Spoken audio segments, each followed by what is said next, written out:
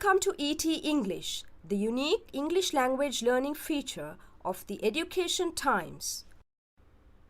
This recording is brought to you by Achini Abegunwadana and her team at London Academy of Speech. The Education Times comes to you every week with the Sunday Times, a leading publication of Vijaya Newspapers Limited. ET English introduces a unique way of learning English through stories. It has a short prose passage taken from a novel, a picture story, both of which are being published in episodes every week. All the lessons and activities that are given in the feature are from these two stories. Many English scholars accept that when you learn a language through stories, you remember them better. Further, the picture story will complement this by adding the visual component as well, where it will help the readers create vivid images in their minds, helping them to remember those dialogues and words through those incidents. The first episode of ET English appeared in the Education Times section on the 13th of September 2015. Now, we are going to bring the audio version of this feature where you can listen to the stories and lessons. First, the picture story, secondly, the novel, and finally, the lessons. To get the best out of this feature, we suggest that you get a copy of the Education Times and also a dictionary. It will also help if you have read the feature once or twice on your own. At the same time, try to get the correct pronunciation by listening to the audio attentively and repeatedly and trying to read it after every dialogue, emulating the voices that you hear.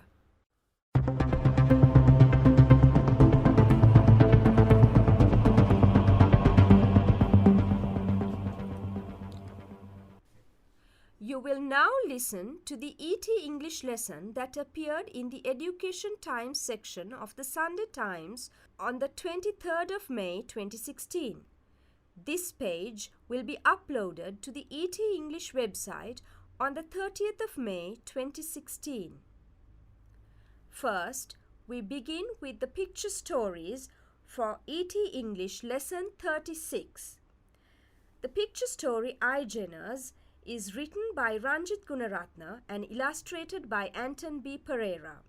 Episode 26. About our cricket star from Ratnapur?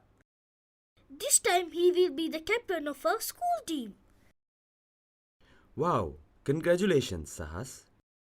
Don't congratulate me yet. It has been suggested but not finalized. Don't you worry about it, Sahas. It is as good as finalized. Okay. If ever I get the captaincy, I will make sure we win every match. Yes, you can implement the changes we discussed and make a winning team.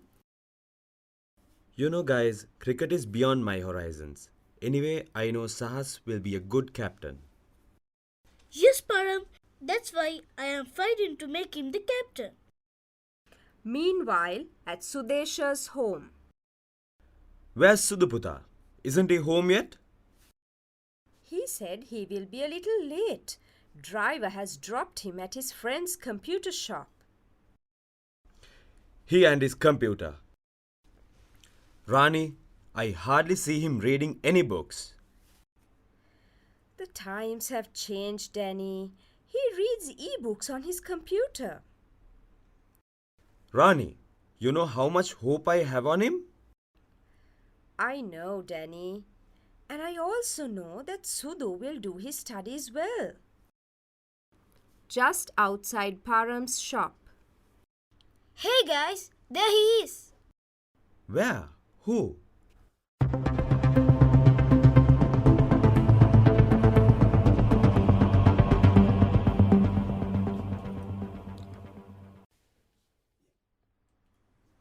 The short story taken from The Mirror of Paradise by Asghar Hussain, Ratnapala Scarecrow, Episode 3. Appuhami and the other villagers scratched their heads, wondering what had happened. They soon agreed the most plausible explanation. Ratnapala was going mad because his wife Sandamali had eloped with Handaya, the astrologer's son, and this was reflected in the grotesque appearance he had given his scarecrow today. Now they watched Ratnapala with anxiety in their eyes. 3 or 4 times a day he would limp to the center of his field and stand before the demonic scarecrow. Often he would just wait there, his feet deep in mud, seeking solace in the profound silence they shared. Sometimes he would blow on a flute made from a papaw leaf stalk, playing it for some melancholic tune. And sometimes he would ramble on with his woes while it listened in sympathy.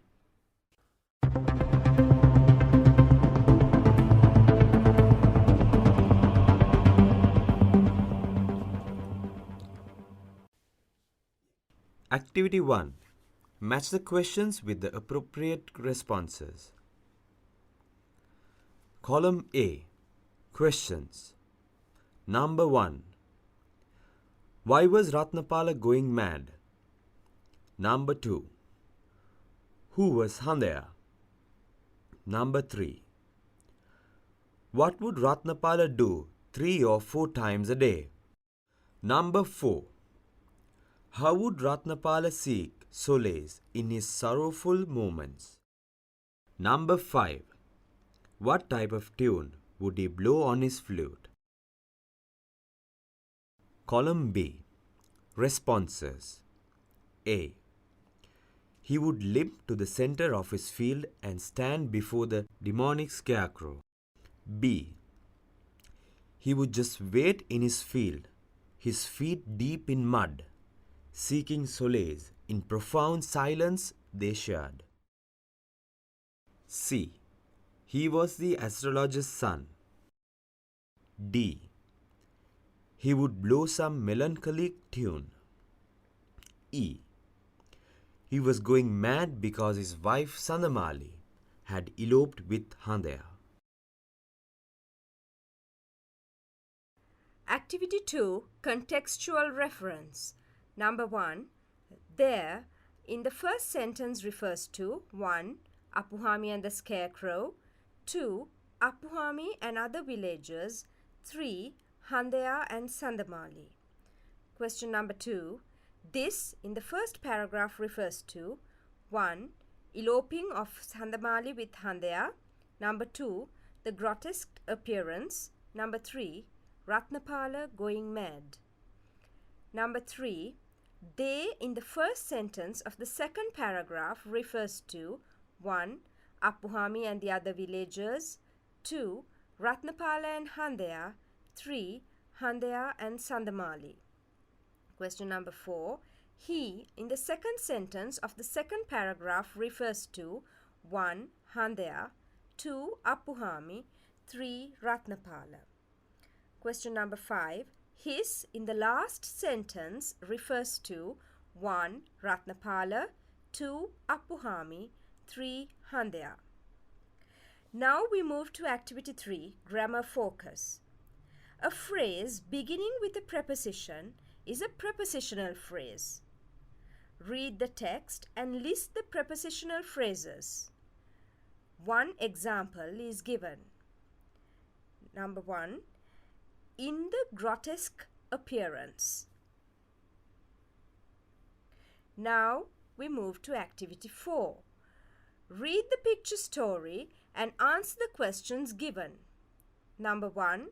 How many characters play different roles in episode 26 of the picture story? Number 2. Name them. Number 3. Who is going to be the captain of the school cricket team? 4. What does Sahas say he will do if he becomes the captain of the school cricket team?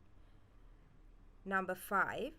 How does Rani react when Danny says that he hardly sees Sudesh reading any books? Now we move to the word bank.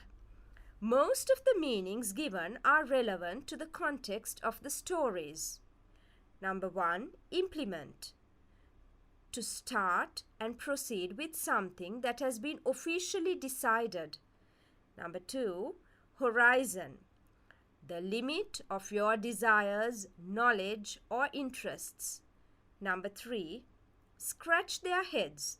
It's an idiom and it refers to think hard in order to find an answer to something. Number 4, plausible.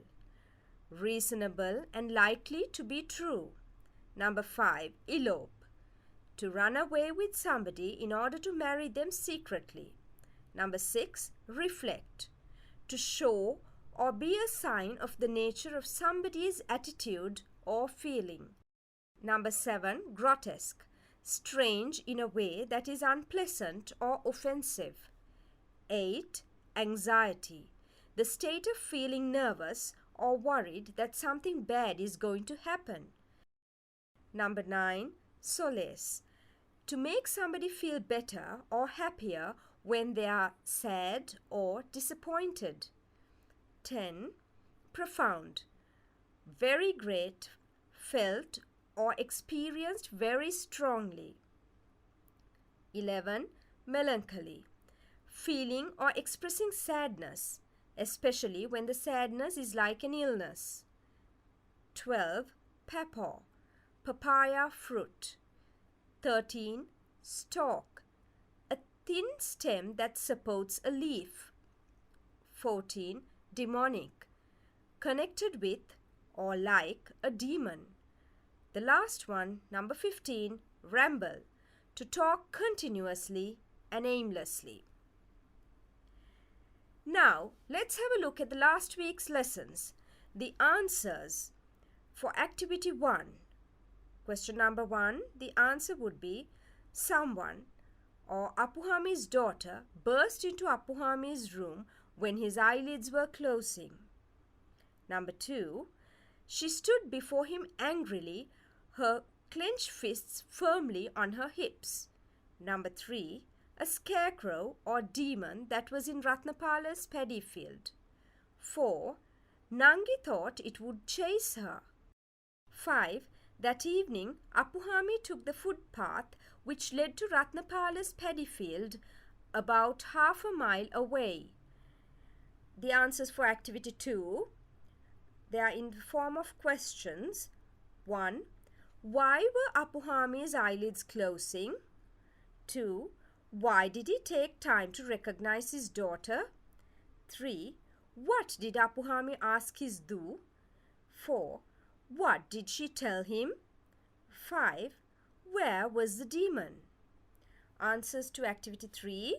Number 1, Apuhami's. 2, Apuhami. 3, Apuhami's. 4, Apuhami's daughter. 5, Apuhami. 6, Apuhami's daughters. 7, Apuhami's daughters. 8, Apuhami. 9, demon or scarecrow. 10, Nangi. 11, demon or scarecrow. 12, Apuhami. 13, demon. 14, Apuhami. And 15, Apuhami. And the answers for activity 4, number 1, E, 2, C, 3, A, 4, B, 5, D.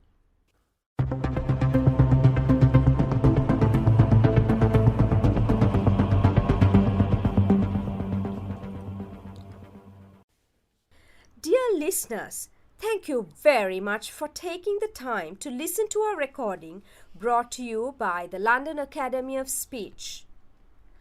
You are welcome to give us your feedback and suggestions on the telephone numbers and the email address given in the ET English feature in the Education Times section. We will meet you again with ET English, episode 37. Until then, goodbye and happy learning.